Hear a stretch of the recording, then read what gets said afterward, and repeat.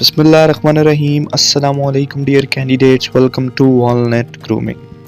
So in this video we are going to study the democracy in Pakistan. Now after watching this video you can easily understand what is democracy, how it works, what are the significance of democracy, and is democracy is better or not. Now let's start the video. First of all, what is democracy? Is Pakistan is working on it? It is a question for you guys. Now, democracy is a system of government in which the power is vested in the hands of the people, either directly or through elected representatives.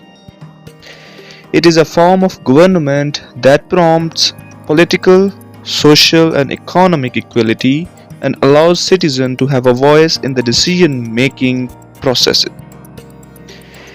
Now in Pakistan, democracy has been struggle and a work in progress since the country gained independence in 1947. So the answer is yes, Pakistan is working on democracy. Now is democracy is better?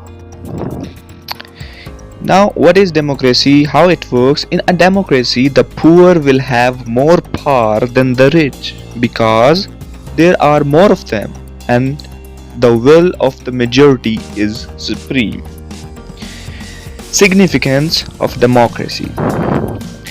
Democracy is very important for human development. When people have free will to live freely, they will be happier. Moreover, we have seen how other forms of government have turned out to be. Citizens are not that happy and prosperous in a monarchy and anarchy. Furthermore, democracy lets people have equal rights. This ensures that equality prevails all over the country. Subsequently, it also gives the duties. These duties makes them better citizens and also important for their overall development.